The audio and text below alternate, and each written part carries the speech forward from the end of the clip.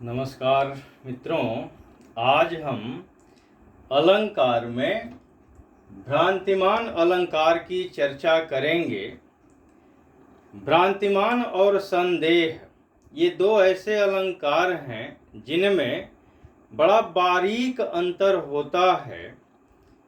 संदेह में दो वस्तुओं के बीच में यह स्पष्ट नहीं होता कि कौन सी वस्तु है। उपमेय और उपमान में यह संदेह बना रहता है कि उपमेय है कि उपमान है कि उपमान है कि उपमेय है। लेकिन भ्रांतिमान अलंकार में भ्रम की स्थिति पैदा हो जाती है और यह भ्रम की स्थिति सादृश्यता के कारण पैदा होती है। तो जहां पर एक रूपता के कारण या सादृश्यता के कारण दो वस्तुओं के बीच में समानता के कारण भ्रम की स्थिति पैदा हो जाए तो वहां पर भ्रांतिमान अलंकार होता है। अब इस अलंकार को हम ये कुछ महत्वपूर्ण उदाहरण हैं जो अक्सर परीक्षाओं में पूछे जाते हैं, इन उदाहरणों के माध्यम से समझें। पहला उदाहरण है कि बिल बिचारी प्रविशन लग्यो नाग सूंड में ब्याल ताहू कारी ऊख भ्रमि लियो उठाय उताल।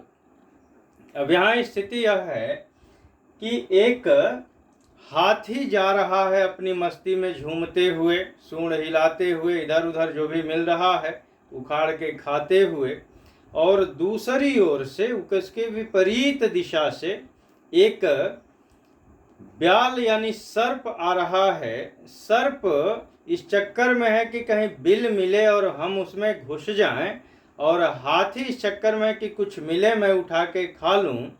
तो चूंकि हाथी के सूंड में बिल का भ्रम होता है और उस काले सर्प में काले ऊख का भ्रम होता है, तो हाथी भी भ्रम में है, सर्प भी भ्रम में है, और हाथी ऊख समझ करके सर्प को उठा ले रहा है और सर्प बिल समझ करके हाथी के सूंड में प्रवेश कर रहा है। तो दोनों की स्थिति भ्रम की है, इसलिए इन पंक्तियों में भ्रांतिमान अलंकार होगा। दूसरा उदाहरण है कि नाक का मोती अधर की कांति से बीज दाड़िम का समझकर भ्रांति से देख कर सहसा हुआ शुक मौन है, सोचता है अन्य शुक यह कौन है।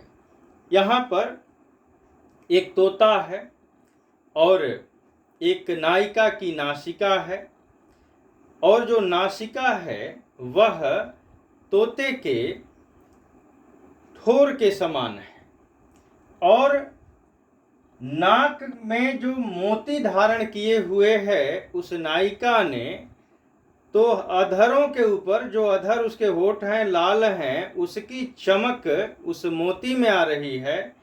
तो उस चमक में उस जो तोता है वह समझ रहा है कि यह दाड़िम का यानी अनार का लाल लाल बीज है। इस भ्रम में वह पड़ जाता है और फिर वह उसको चाहता है कि हम खाएं, और फिर जब नासिका को देखता है तो उसको भ्रम होता है कि यह नासिका तोते की यह नासिका है, तोते का चोंच है, और उसको भ्रम हो जाता है कि दूसरा यह तोता कौन है। तो नाक के मोती को अधर यानी होठ की चमक से भ्रमवश जो तोता है वह दाड़िम यानी अनार का बीज समझ लेता है, और उस बीज के समझने में भ्रांति यानी भ्रम कार्य करता है, और वह देखकर अचानक मौन हो जाता है। सोचता है कि जो नासिका है उसको दूसरा तोता समझ लेता है कि दूसरा तोता कौन सा है। तीसरा उदाहरण है, यह बिहारी की पंक्ति है, बिहारी का दोहा है। पाय महावर दैन को नाइन बैठी आय, पुनि पुनि जानी महावरी एड़ी मीणत जाय। पहले घरों में पर्व त्योहारों पर या अक्सर जो नाइन होती थी वो पैर में महावर लगाने के लिए आती थी, तो इसी किसी मौके पर एक नाइन आई है और उस घर में एक नई नवेली दुल्हन है और दुल्हन घूंघट की आड़ में है। वह सबके सामने वो हो नहीं सकती, वो बोल नहीं सकती, लेकिन उसकी जो एड़ी है वह बिल्कुल लाल रंग की है।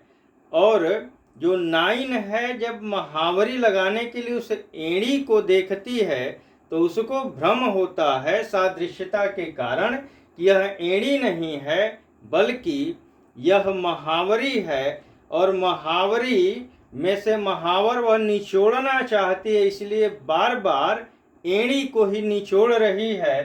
तो पाए महावर दैन को महावर लगाने के लिए नाइन आकर के बैठी हुई है और बार बार वह महावरी समझ करके एड़ी में भ्रम हो जाता है महावरी का और उस एड़ी को ही मीड़ रही है, निचोड़ रही है। तो यहाँ भी भ्रांतिमान है। तो ये तीनों जो उदाहरण हैं ये भ्रांतिमान के उदाहरण हैं, परीक्षाओं में अक्सर पूछे जाते हैं। इन उदाहरणों को आप अगर याद कर लें, समझ लें, तो निश्चित रूप से भ्रांतिमान अलंकार अगर पूछता है तो यही उदाहरण पूछे जाते हैं। और इसके बाद हम लोग संदेह अलंकार की चर्चा करेंगे। तब तक के लिए अनुमति दीजिए। बहुत बहुत धन्यवाद।